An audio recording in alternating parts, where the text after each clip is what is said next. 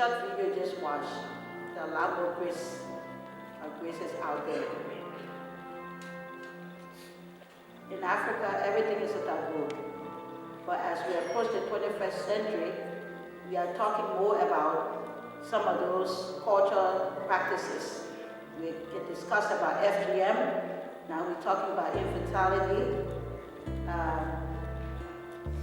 The questions that she asked me to talk about is the role of culture, especially our mothers.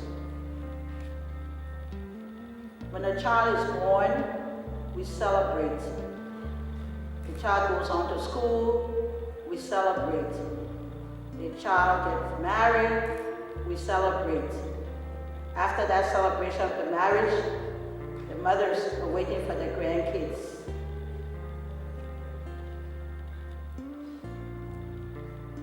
The pressure starts on the family. The pressure comes from the mothers, us. It is not time that we change our minds and change our attitudes as we look at culture, norms, and traditions. Culture and traditions can be modified. They can be changed. A woman's rights, like Hillary Clinton said, is a human rights issue. Most time, as mothers, we try to please our men, our male counterpart.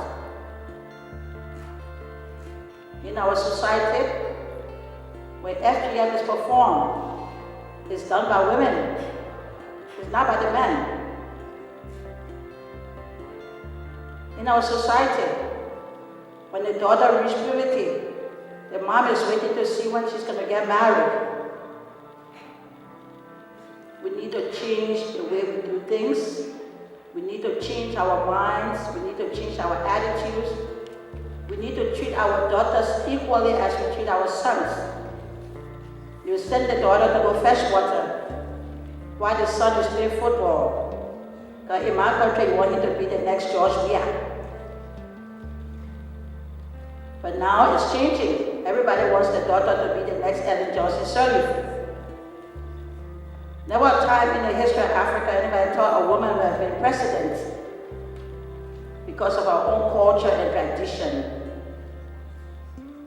If we have to improve human rights, if we have to improve the rights of women, if we have to give our girl child the opportunity to go to school as equal as the boy child, we have to change our mindset.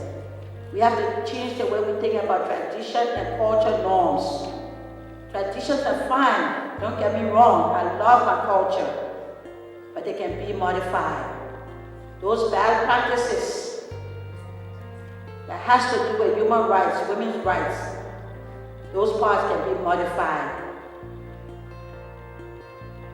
Infertility, like she said, is not just from the woman's side. Let me tell you a story. My cousin and I got married at the same time. Both our parents were waiting for grandkids. I had 2, and my cousin had none after 5 years of marriage. The husband's parents got impatient, and they both separated and went their different ways. Right after separation, my cousin got married to another guy and had twins. And the husband she divorced up to today has none. So it's not always the fault of the woman, but in our culture we always think it's the woman's fault. It's not time for us to speak out. Both men and women can be affected by infertility. But we need to change our mindset. We need to change our minds. We need to change our attitude on how we address the issue of women's rights and how we link it to human rights. Culture is good, but I want to leave with this message that culture can be modified. So the life of Grace and the life of many other women out there and men can know that it's not their fault. It can be corrected. It can be fixed if we all give them the kind of support instead of blaming them. We want to be grateful to work that started in a few African countries. We hope that this campaign can be extended to other African countries so that the message, the awareness can grow. You have the issue of fistula. You have the issue of FGM or cutting, early marriage, teenage pregnancy. Let us add infertility to that list. And let us continue the campaign from a regional level, sub-regional level, to a continent level.